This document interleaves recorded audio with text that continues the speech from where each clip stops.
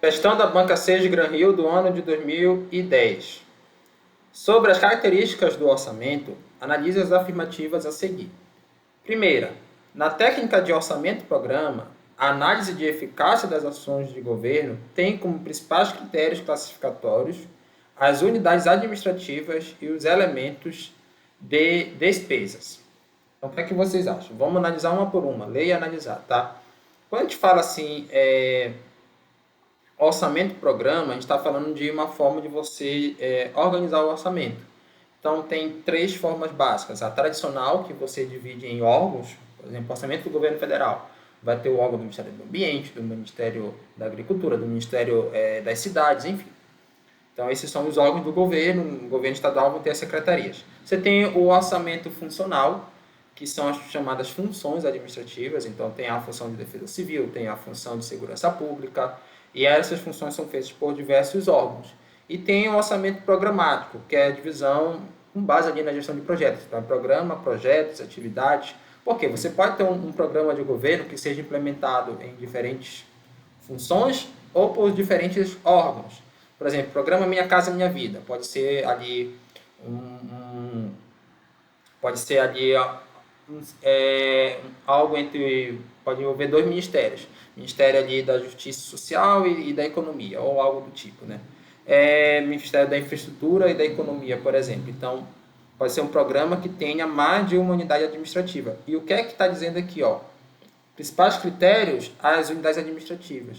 Então, não é. Quando você usa como critério unidades administrativas, você está usando o orçamento tradicional, tá? E assim também como os elementos das despesas. Então, a primeira é falsa.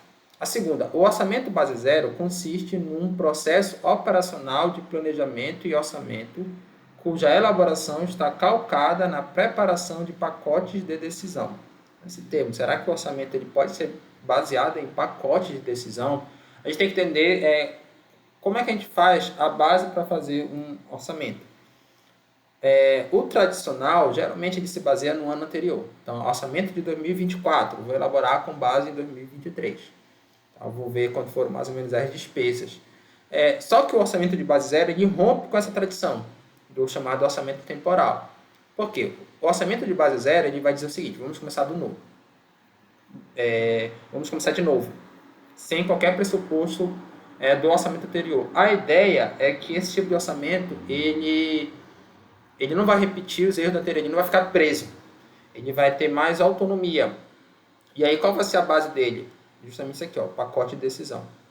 Sem levar em conta o que foi feito na gestão anterior, no ano anterior. Ele vai começar do zero, por isso que tem esse nome, para tentar encontrar ali as demandas, enfim. Então, são pacotes de decisão baseados em outras informações, não necessariamente o ano anterior. Cada um tem suas vantagens e desvantagens.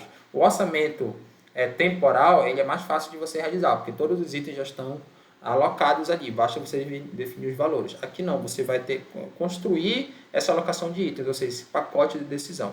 Por isso que a segunda está correta. Vamos para a terceira. No orçamento tradicional, a alocação de recursos visa a consecução de objetivos e metas, pois a ênfase desse modelo é a avaliação dos resultados. Pessoal, aqui está falando do orçamento moderno. Esse foco aqui no alcance de objetivos e metas é típico do orçamento moderno. Tá? O orçamento tradicional ele nem tinha tanto essa questão de alcance de meta, era mesmo só orçado e nem tinha tanto controle quando a gente vê a história da administração pública. Então, a terceira também está errada.